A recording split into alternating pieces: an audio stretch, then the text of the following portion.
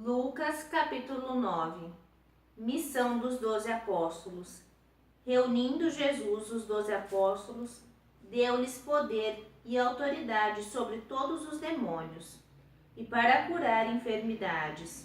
Enviou-os a pregar o reino de Deus e a curar os enfermos. Disse-lhes: não leveis coisa alguma para o caminho, nem bordão, nem mochila, nem pão, nem dinheiro, nem tenhais 2 túnicas. Em qualquer casa que entrardes, ficai ali até que deixeis aquela localidade. Onde ninguém vos receber, deixai aquela cidade, e em testemunho contra eles, sacude a poeira dos vossos pés. Partiram, pois, e percorriam as aldeias, pregando o evangelho e fazendo curas por toda parte. Opinião de Herodes sobre Jesus. O tetrarca Herodes ouviu falar de tudo que Jesus fazia e ficou perplexo. Uns diziam: é João que ressurgiu dos mortos. Outros: é Elias que apareceu. E ainda outros: é um dos antigos profetas que ressuscitou. Mas Herodes dizia: eu degolei a João. Quem é, pois, este de quem ouço tais coisas?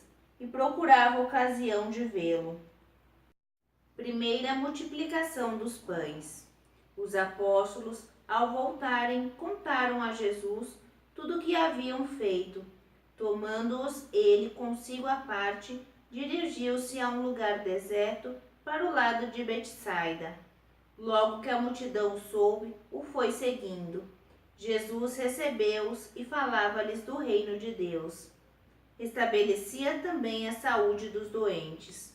Ora, o dia começava a declinar e os 12 foram dizer-lhe: despede as turbas, para que vão pelas aldeias e sítios da vizinhança e procurem alimento e hospedagem, porque aqui estamos num lugar deserto. Jesus replicou-lhes: dai-lhes vós mesmos de comer. Retrucaram eles: não temos mais do que 5 pães e 2 peixes, a menos que nós mesmos vamos e compremos mantimentos para todo este povo. Eram quase 5.000 homens. Jesus disse aos discípulos: mandai-os sentar, divididos em grupos de 50. Assim o fizeram, e todos se assentaram. Então Jesus tomou 5 pães e os 2 peixes, levantou os olhos ao céu, abençoou-os, partiu-os e deu-os a seus discípulos, para que os servissem ao povo. E todos comeram e ficaram fartos. Do que sobrou, recolheram ainda 12 cestos de pedaços. Confissão de São Pedro. Num dia em que ele estava a orar a sós com os discípulos, perguntou-lhes: quem dizem que eu sou? Responderam-lhe: uns dizem que é João Batista, outros Elias, outros pensam que ressuscitou algum dos antigos profetas. Perguntou-lhes então: e vós, quem dizeis que eu sou? Pedro respondeu: o Cristo de Deus. Ordenou-lhes energicamente que não dissessem a ninguém. Primeiro anúncio da paixão. Ele acrescentou: é necessário que o Filho do Homem padeça muitas coisas, seja rejeitado pelos anciãos, pelos príncipes dos sacerdotes e pelos escribas. É necessário que seja levado à morte e que ressuscite ao 3º dia. Em seguida, dirigiu-se a todos: se alguém quer vir após mim, renegue-se a si mesmo, tome cada dia a sua cruz e siga-me. Porque quem quiser salvar a sua vida, irá perdê-la, mas quem sacrificar a sua vida por amor de mim, irá salvá-la. Pois que aproveita o homem ganhar o mundo inteiro, se vem a perder-se a si mesmo e se causa a sua própria ruína? Se alguém se envergonhar de mim e das minhas palavras, também o Filho do Homem se envergonhará dele, quando vier na sua glória, na glória de seu Pai e dos santos anjos. Em verdade vos digo, dos que aqui se acham, alguns há que não morrerão até que vejam o reino de Deus. Transfiguração. Passados uns 8 dias, Jesus tomou consigo Pedro, Tiago e João e subiu ao monte para orar. Enquanto orava, transformou-se o seu rosto e as suas vestes tornaram-se resplandecentes de brancura. E eis que falavam com ele 2 personagens, eram Moisés e Elias, que apareceram envoltos em glória e falavam de morte dele, que se havia de cumprir em Jerusalém. Entretanto, Pedro e seus companheiros tinham se deixado vencer pelo sono. Ao despertarem, viram a glória de Jesus e os 2 personagens em sua companhia. Quando estes se apartaram de Jesus, Pedro disse: Mestre, é bom estarmos aqui.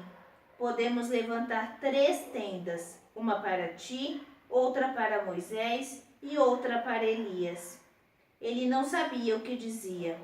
Enquanto ainda assim falava, veio uma nuvem e encobriu-os com a sua sombra. E os discípulos, vendo-os desaparecer na nuvem, tiveram um grande pavor. Então da nuvem saiu uma voz: Este é meu filho muito amado, ouviu-o. E enquanto ainda ressoava esta voz, achou-se Jesus sozinho.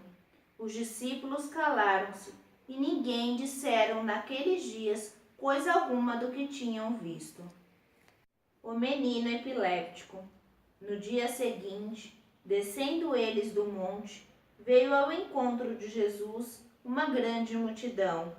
Eis que um homem exclamou do meio da multidão: Mestre, rogo-te que olhes para meu filho, pois é o único que tenho.